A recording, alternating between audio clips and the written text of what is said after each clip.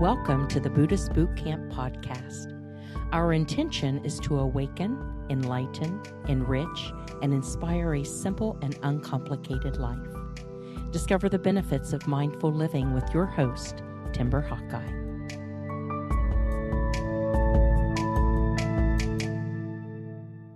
Many years ago, as a teenager still living with my parents, I ran away from home when the physical abuse became too much to bear.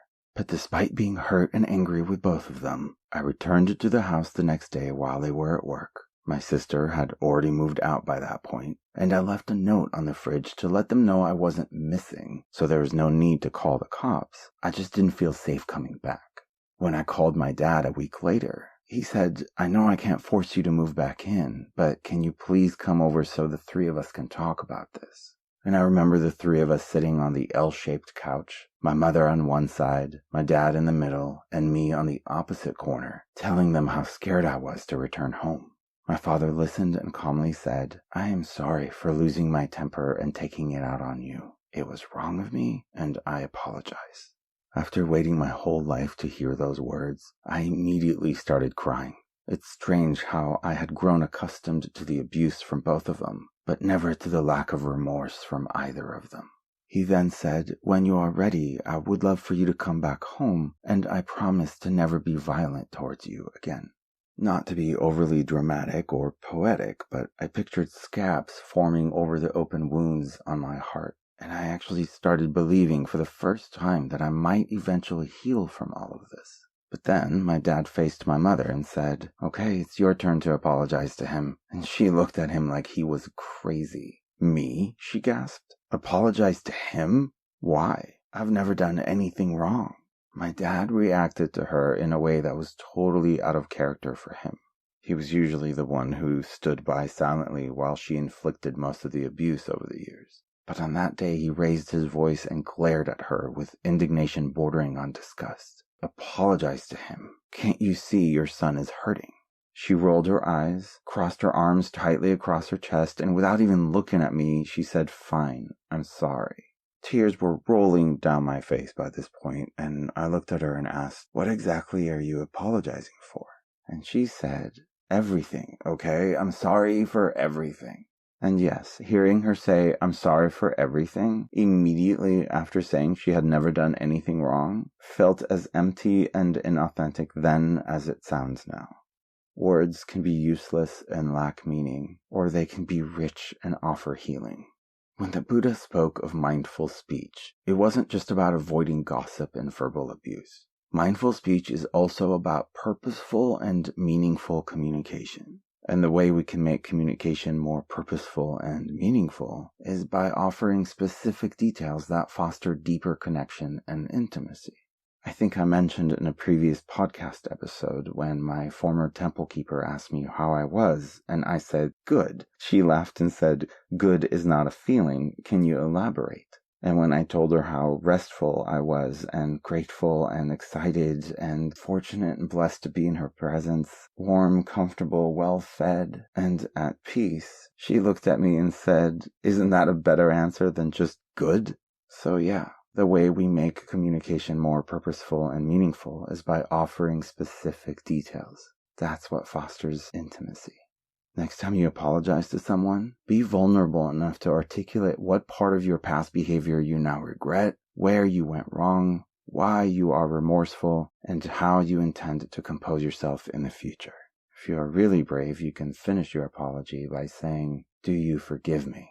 The only apology worse than the generic "I'm sorry for everything" is the backward pseudo-apology when people say, "I'm sorry you feel that way," which not only avoids accountability for any wrongdoing, it actually puts the blame on the person to whom they are pretend apologizing. Purposeful and meaningful connection is not just for when you apologize. Articulation is also important when you thank someone. Next time you feel gratitude, rather than being vague and saying thanks for everything, specify exactly what it is you value and appreciate about the other person, because it may be different from what they think you are grateful for. I recently thanked a flight attendant for her patience and calm composure during an exceptionally turbulent flight. She smiled and said, "You have no idea how much I appreciate you saying that."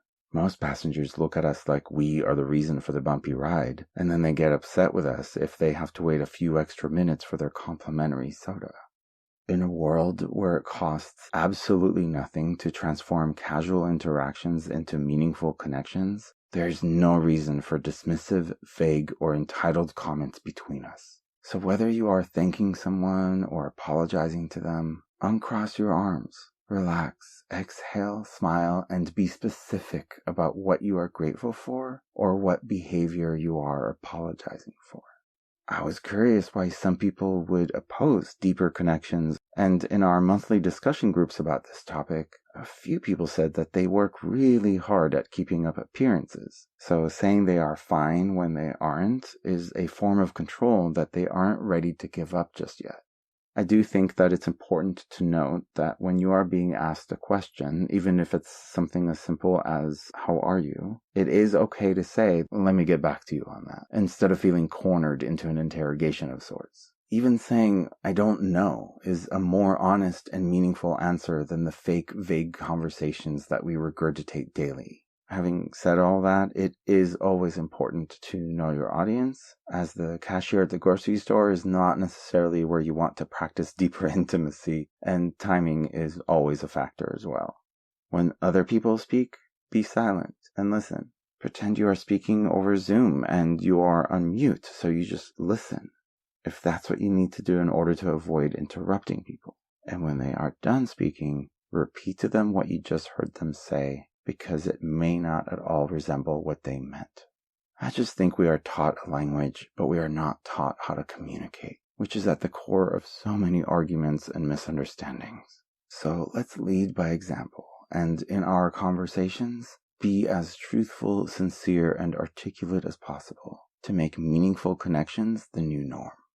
Instead of wrapping all this up by saying thanks for everything, I want to take this opportunity to articulate how grateful I am that you continue to walk beside me on this journey.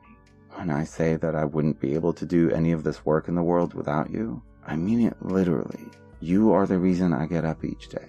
Thank you for accepting my invitations to implement ancient teachings with personal experiences into your daily life so we can all live more bravely, intimately, and authentically. I appreciate you. Timber Hawkeye is the best-selling author of Buddhist Boot Camp, Faithfully Religionless, and The Opposite of Namaste. For additional information, please visit BuddhistBootCamp.com, where you can order autographed books to support the Prison Library Project, watch Timber's inspiring TED Talk, and join our monthly mailing list. We hope you have enjoyed this episode and invite you to subscribe for more thought-provoking discussions. Thank you for being a soldier of peace in the army of love.